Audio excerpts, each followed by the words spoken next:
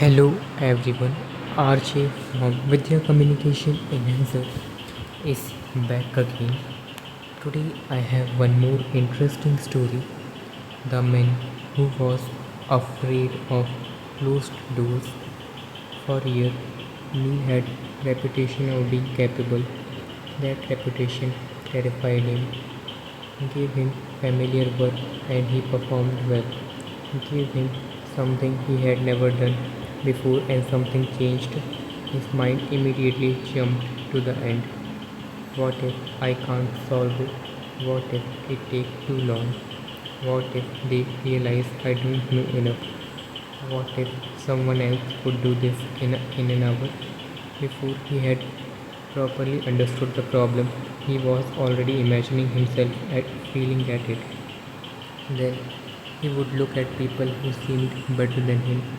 They knew more, spoke more confidently, solved things faster. Fear became comparison, comparison became shame, shame became escape, and eventually Neil would do what he always did, avoid the problem, watch something, research unrelated thing, think about his career, make plan, anything except touching the work that frightened him. One day, his manager gave him an unfamiliar production issue. Find the cause. Neil's stomach tightened. I haven't worked on this area, I know. Maybe Rahul should take it. He knew this system. The manager looked at him. No. Neil spent the next hour worrying. Then too.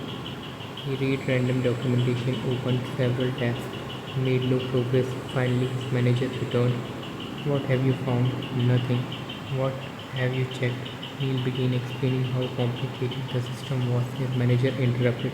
I didn't ask how complicated it is. He repeated. What have you checked? Neil had no answer. The manager pulled up a chair. Show me the failure. Neil showed him. What happened immediately before it? I don't know. Good, find out. They checked the logs. One request was failing. Why? I don't know. Good, follow it. Neil traced the request. It reached another service. Good. What happened there? I don't know. Good. Neil finally became irritated. Why do you keep saying good when I don't know something?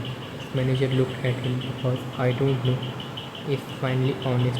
He pointed at Neil's open tab. Everything before this was fear, pretending to be analysis.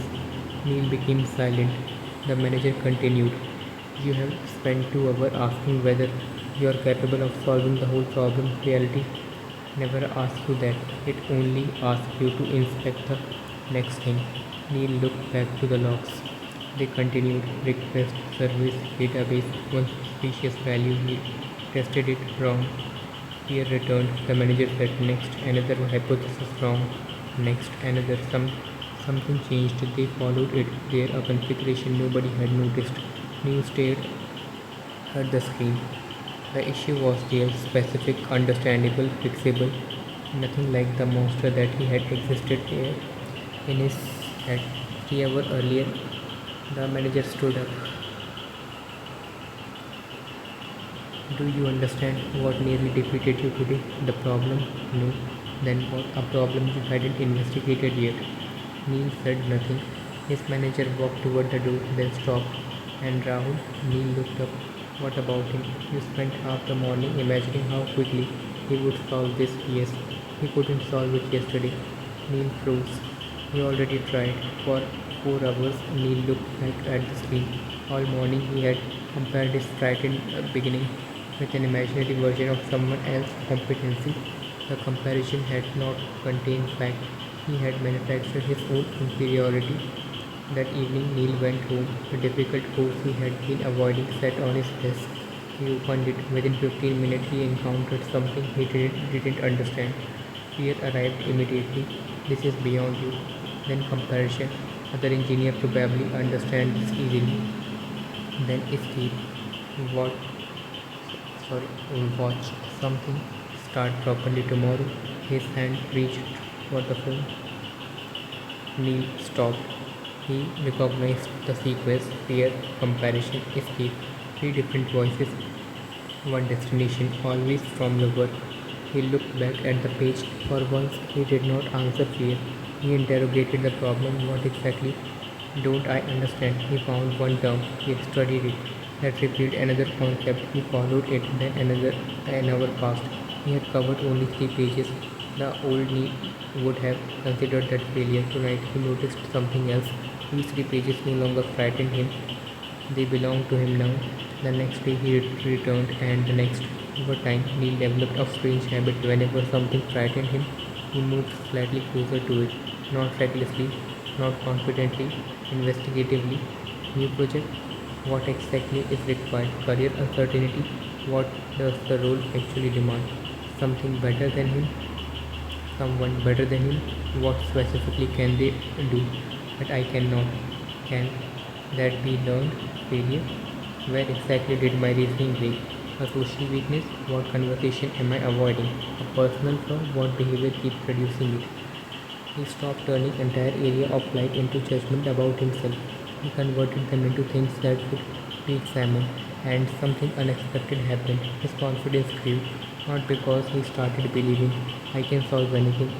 That sentence was too fragile. His confidence comes from something stronger. I know what I do when I cannot solve something. I inspect, I ask, I break it down, I test, I fail, I learn, I return. A year later, Neil was leading a team when a younger engineer approached him. I have never been, I have been assigned something I have never done. Neil could see the fear. What are you going to do? I don't think I am ready. Neil smiled. I don't ask whether you are ready. The engineer looked confused. Neil turned the laptop toward him.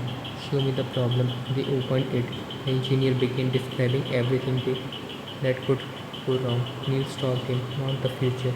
He pointed at the screen. Show me reality. The engineer showed him the error. Neil asked, what is the first thing we don't understand? The engineer identified it. Good.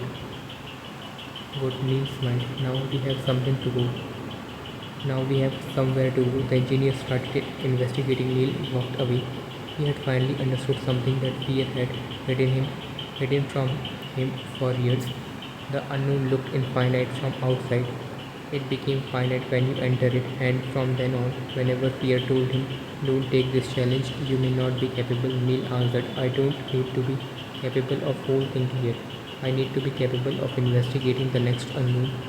Then he entered, because he had learned that confidence does not come before the unknown. You go into the unknown frightened, you came out carrying a piece of it that is no longer unknown. Then you go back for another. The reflex word expecting is fear. Show me reality comparison. What specifically can they do that I can learn? Unknown. What is the first thing I don't understand? Failure. Good. What did reality just eliminate it? The key line is the unknown looks infinite from outside. It became finite when you enter it. So with this we are ending today's story. Thanks for listening. Bye guys.